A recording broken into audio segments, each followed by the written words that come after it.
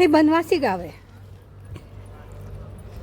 बनवासी गावामध्ये 2 अतिशय पुरातन मंदिर आहेत आणि एक वशिष्ठ तीर्थ. तर हे अतिशय चालुक्यकालीन आहे ते मंदिर, फार सुंदर आहे. आता ते पाहण्यासाठी चालले मी. माझ्या मागे बस स्टँड आहे. 1 किलोमीटर बस स्टँडपासून 1 किलोमीटर अंतरावर ही मंदिर आहेत. हे आहे बनवासी गाव, कर्नाटक. आता मधुकेश्वर जे मंदिर आहे चालुक्यकालीन, तर त्याच्या समोर मी उभी आहे. बनवासी या गावात आहे, शिर्शीच्या जवळ, हनगलच्या जवळ पण आहे ते. तर हे आर्किओलॉजिकल साईट आहे आणि त्याच्या समोरचा हा व्ह्यू आहे. बस स्टँड इथून 1 किलोमीटर आहे. हे नवीन तिरुमला देवस्थान आहे.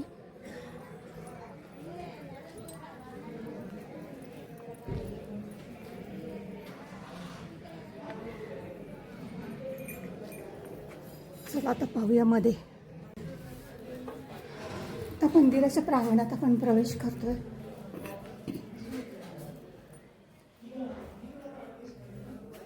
हे मुख्य मंदिर आहे आणि ह्या बाजूला आणि या बाजूला मंदिर.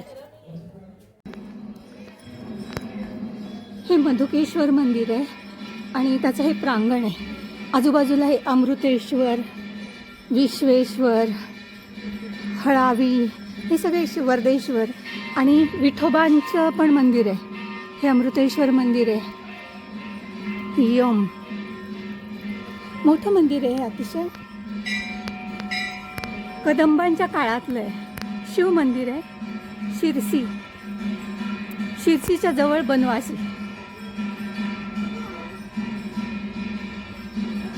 मंदिर बंद झालं होतं, अलंकार पूजा होती. आता अलंकार पूजा झाली आहे म्हणून ते उघडलं. हे मधुकेश्वर मंदिरातलं लक्ष्मी नरसिंह मंदिर आहे. हे मुख्य मंदिर आहे.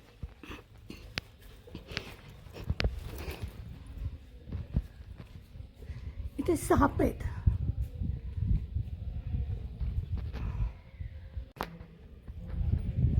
तिकडे बरेचसे शिवलिंग होते. इकडे रामेश्वर, वरुण, व्यंकटरमण आणि श्रीरामांचं मंदिर आहेत. ही छोटी तुमच्या मागच्या बाजूला तुळशी वृंदावन आहे. या बाजूला एक मंदिर आहे, त्याचा कळस नाही आहे. आता आधी आपण जाऊया मुख्य गाभाऱ्याकडे.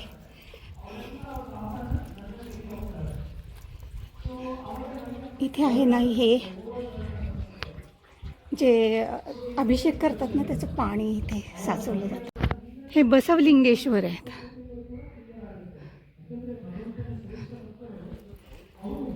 इथे प्रवचन चालू आहे. आणि हे अर्धगणपती. हे मी पहिल्यांदाच अर्धगणपती काय असतं काय माहिती.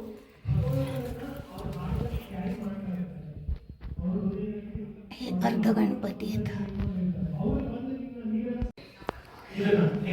बाहेरच्या बाजूला ते गणपती आहेत आणि मध्ये ज्यावेळी आपण प्रवेश करतो तर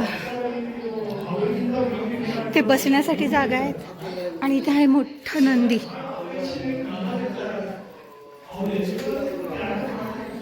हा नंदी आहे. हे मधुकेश्वर मंदिर आपण पाहिलं आहे. इकडे देवीचं मंदिर आहे. आजूबाजूला बरेच शिवलिंग आहेत आणि रामेश्वर, वर्देश्वर अशी बरीच यम, वरुण, श्रीरामांचं मंदिर आहे. आणि इथे एक मोठा स्तंभ आहे. आता हे झाल्यावर हे बनवासी गावात आहे आणि आपण कदंबेश्वर आणि आदी मधुकेश्वर पण मंदिरं तेही प्राचीन आहेत, तर ते पाहायला जाऊया.